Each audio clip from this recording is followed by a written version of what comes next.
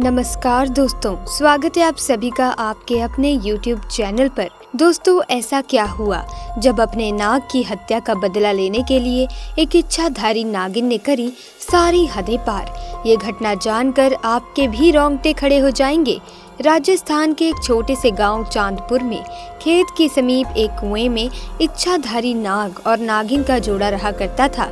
एक रात्रि की बात है जब इच्छाधारी नागिन अपना रूप बदलकर चांदपुर गांव में यूं ही भ्रमण के लिए निकली थी और कुएं के पास उस समय इच्छाधारी नाग सो रहा था।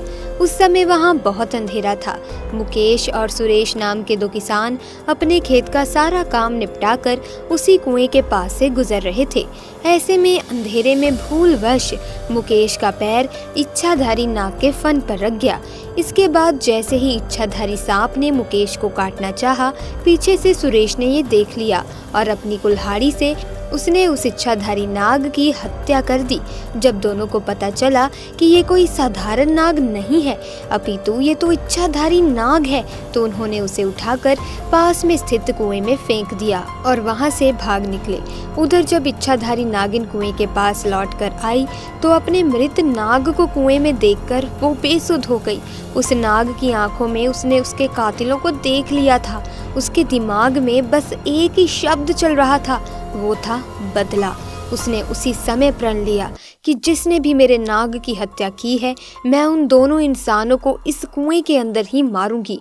ऐसे में उसने बहुत सालों तक उसी कुएं में रहकर अपने नाग के कातिलों का इंतजार किया, परंतु मुकेश और सुरेश ने उस घटना के बाद उस कुएं वाली जगह से निकलना ही बंद कर दिया। परंतु इच्छाधारी नागिन अपने नाग की हत्या का बदला लेने के लिए बहुत ही ज्यादा तड़प रही थी।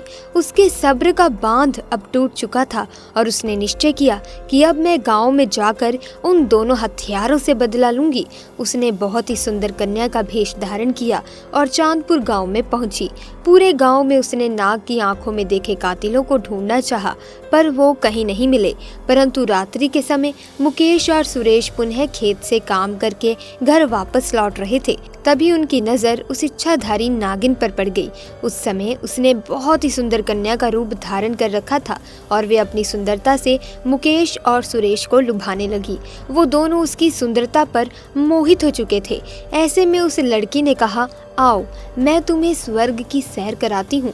वो दोनों बेसुध हो गए और उसके पीछे पीछे जाने लगे। उस लड़की की सुंदरता में इतने मोहित हो चुके थे कि उन्हें समझ ही नहीं आ रहा था कि वो दोनों उसी स्थान पर जा रहे हैं जहाँ पर उन दोनों ने नाग की हत्या की थी। अब वो इच्छाधारी नागिन दोनों को लेकर उसी कुएं के पास आ गई और अपना भयंकर और विशाल रूप उन दोनों को दिखाया, जिसे देखकर दोनों के पसीने छूट गए और डर के मारे कांपने लगे। इच्छाधारी नागिन ने उन्हें अपना पक्ष रखने का भी मौका नहीं दिया कि भूलवश उनसे नाग की हत्या हुई थी और नागिन ने उन्हें डस डस कर दोनों को मारकर अपने नाग का बदला लिया और अपने प्रण के अनुसार दोनों के शव को उसने उसी कुएं में फेंक दिया जिस कुएं में उन्होंने उसके नाग को मार कर फेंका था, और वे पुनः उस कुएं के आसपास ही रहने लगी। दोस्तों, आप भी इस बात का विशेष ध्यान रखिएगा कि किसी भी प्रकार से आप जाने अनजाने में किसी भी नाग या नागिन को चोट ना पहुंचाएं, क्योंकि हमारी एक गलती हमारे ऊपर बहुत भारी पड़ सकती है। नाग हो या नागिन, ये सब महादेव के गहने हैं। हमारा कार्य है कि हम महादेव की भक्ति करते हैं, उन्हीं के साथ ही हमें इनकी पूजा अर्चना करनी चाहिए, ना कि उन्हें चोट पहुंचानी चाहिए। साथ ही इस घटना को लेकर आपकी क्या राय है, ये हमें कमेंट सेक्शन में जरूर बताएं और महादेव के भक्त कमेंट सेक्शन में सच्ची श्रद्धा से सच्चे मन से हर हर महादेव लिखना ना भूलें। तो दोस्तों, वीडियो को लाइक कीजिए, शेयर कीजिए और अगर आपको ऐसी ही कहानियाँ सुनना पसंद है तो आप हमारे चैनल को सब्सक्राइब कर सकते हैं, बेल आइकन को प्रेस कर सकते हैं ताकि नए वीडियोस की अपडेट आपको मिलती रहे। आपका बहुत बहुत धन्यवाद।